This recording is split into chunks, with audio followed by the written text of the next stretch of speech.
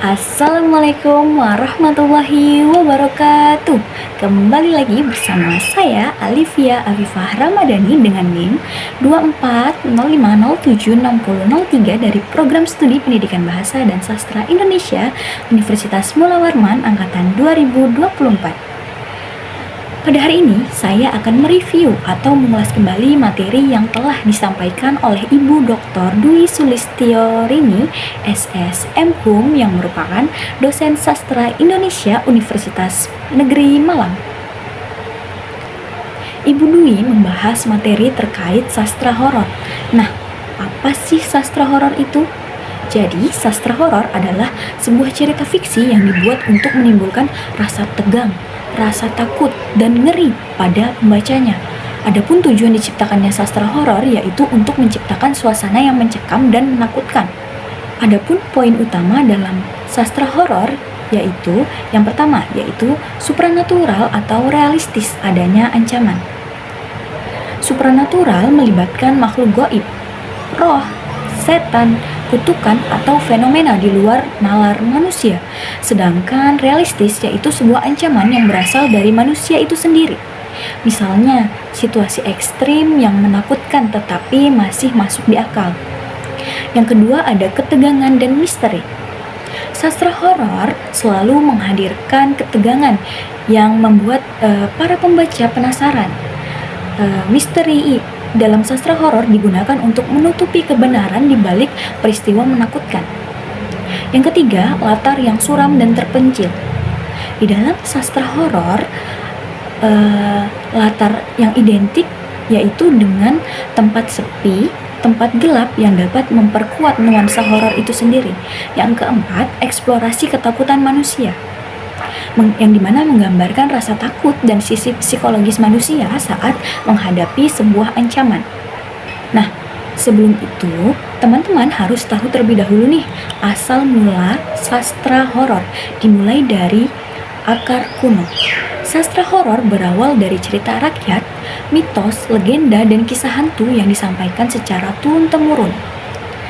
Yang kedua, ada masa genre gotik pada abad ke-18 yang merupakan titik awal sastra horor modern.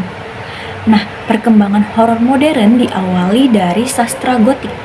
Sastra gotik itu sendiri adalah genre sastra yang menampilkan unsur horor, yang dimana biasanya dengan latar yang gelap seperti kastil tua dengan suasana yang sunyi dan mencekam. Yang ketiga ada era Victoria abad ke-19, sastra horor sebagai kritik sosial. Nah, contoh pada era ini yaitu Dracula, yang dimana karya tersebut ditulis oleh Bram Stoker yang menyinggung isu moral, kemunafikan sosial, dan sisi gelap manusia. Yang keempat, yaitu ada modern dan kontemporer. Nah, sastra horor modern cenderung lebih dekat dengan kehidupan manusia sehari-hari. Horor tidak hanya menakutkan secara fisik, tetapi menekankan pada aspek psikologis, trauma, dan ketakutan manusia secara emosional. Nah, jika ada pertanyaan mengapa sih pembaca menikmati sastra horor? Jika dilihat dari perspektif psikologis, pembaca bisa menikmati sastra horor karena yang pertama, sebagai pelepasan adrenalin. Pembaca menikmati rasa takut itu sendiri dalam kondisi yang aman. Ketegangan dalam cerita horor dapat membuat tubuh terpacu dalam menghadapi adrenalin tersebut. Yang kedua, sastra horor dapat membantu pembaca untuk melepaskan kecemasan atau ketegangan hidup nyata melalui cerita fiksi. Yang ketiga, eksplorasi sisi gelap.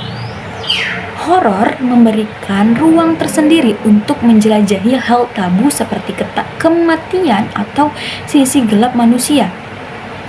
Jika tadi dilihat dari aspek psikologis, maka sekarang dilihat dari perspektif sosiologis dan budaya. Sastra horor bisa menjadi refleksi ketakutan kolektif karena horor mencerminkan ketakutan masyarakat pada masanya. Contohnya pada masa perang. Yang kedua, sebagai kritik sosial, sastra horor dapat digunakan untuk mengkritik institusi, moralitas, dan norma yang menindas. Yang ketiga, sebagai horor lokal, sastra horor dipengaruhi oleh mitos, legenda, dan kepercayaan spiritual, misalnya cerita kuntilanak, pocong, dan kuyang. Jika dalam lingkup pendidikan, sastra horor bisa dijadikan referensi pembelajaran literasi area konten yang dimana akan menghasilkan peserta didik yang berpengetahuan luas. Nah, adapun yang terakhir yaitu berupa kesimpulan dari keseluruhan materi yang sudah saya paparkan, yaitu sastra horor merupakan cerita yang diciptakan untuk menimbulkan rasa takut, tegang pada pembacanya. Sastra horor disebut genre dinamis karena terus berkembang mengikuti perubahan zaman.